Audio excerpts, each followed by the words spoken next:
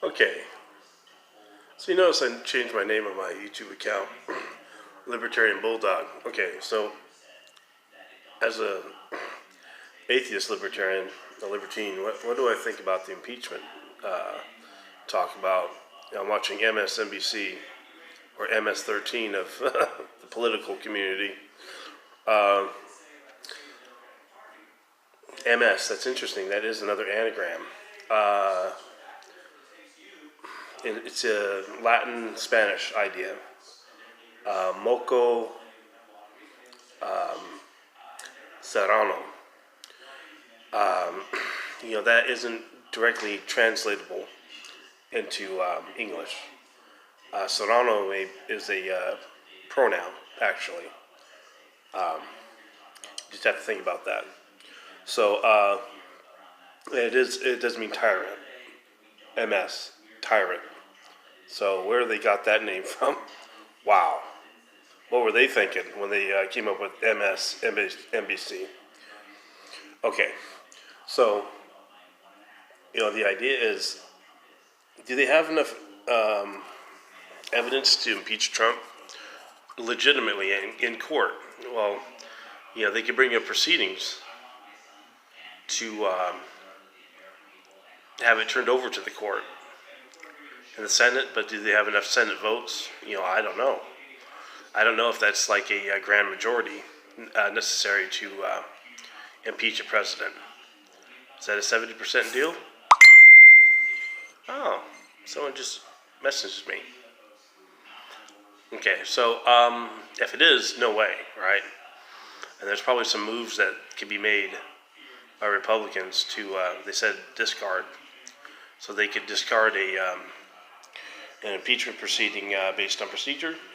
I'm just not familiar with all that. That's not exactly in the Constitution. That probably came later, right? Rules and bylaws of the Senate. Okay. Well, if you look at exactly, I've seen YouTube videos where people have actually written books on the fraternization and cronyism of the Democratic tirade. They're all so hooked in and well connected. Can they really make a legitimate claim that they did not conspire on some level to create a false dossier? That would be it's like a police report. You have to have all the correct information on there. You have to have the complainant, right? You do have to have a complainant, actually. So it'd have to be, the Senate would have to complain against the president first, right? And then you have all you have to enumerate all the incident and the events related to get the warrant.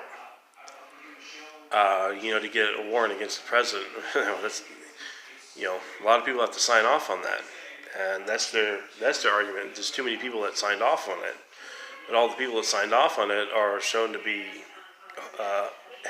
hooked in and crooked into the Democratic Party. And the thing is the Democratic Party associates with worldwide socialists, and there's countries. Russia has it in for us. That is true. There is parts of the Kremlin that still exist, KGB, that are still hostile because they got taken down years ago. And some of those people are still around. Russia is not our friends. China, I don't think, is probably ambiguous. They like trade. They like money. Those people. But there's some weird fascist people, say in Australia and different parts of India and all that. I do know that for a fact, right? Because you just look at the gamut and how it runs, and the interest that India has socially in our social media. That's not just an innocent thing. It's they have people that are trying to stick their nose in and then subvert our government and the way to get our civilization on its knees. Believe it, it's true. So the whole thing is these people, the left, primarily, to a lesser degree, the other Democrats, but the whole Democratic Party doesn't stand up and denounce the left. They are communists. They are the red machine that is trying to undermine our country. They are seditious, and then they try to implement it into law, and that's treason. It really is. You try to implement it, it becomes a treasonous act. If you say that they legitimately are putting in practices to replace legitimate practices that they know destroy the economy, they destroy the social network, legitimate social networks, not quasi-government networks, and then culture. They destroyed the black culture. They had a thriving culture in the 60s, the 70s, up into the 80s, and then the welfare state disassimilated everything. So they successfully destroyed the black culture. Not all of it, of course. There's always people that resist everywhere, and there are people that stand up and say, no, that's not going to happen. But of course, this I'm probably generating fake news at this point, huh? If you can, you have been notified. Well, if you can deny it, then please deny it, because this is legitimate, and it's been proven. They're going to Jim Crow until people tell them no, but really until people just simply force them to go away by voting them out permanently. So if you vote out the left permanently, Democrats are destroyed. They have no legitimate legal basis anymore, because now they don't have socialism to use as a deceit to say that it's a legitimate replacement for capitalism, free markets. Because socialism, we know that it seizes markets. Communism seizes markets. So the Bolsheviks said, see, we can use socialism because people are already getting used to the government controlling things. And how would they do that? Well, by seizing markets, right? Maybe they didn't say it outright. They probably did.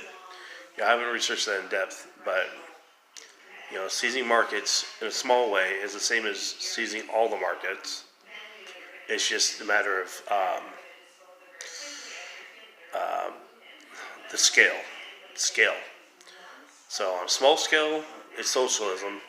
On a large scale, it's communism. No, it's all communism.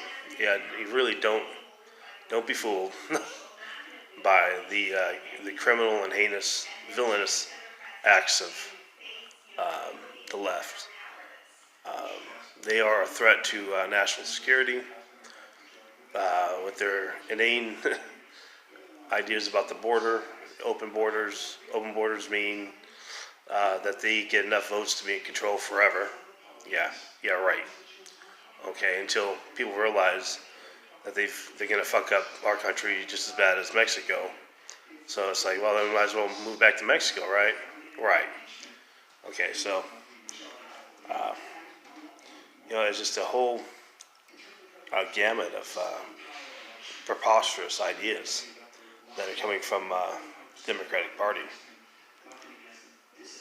You know what? I completely forgot my main point. Anyways, I think that sums up everything I wanted to say.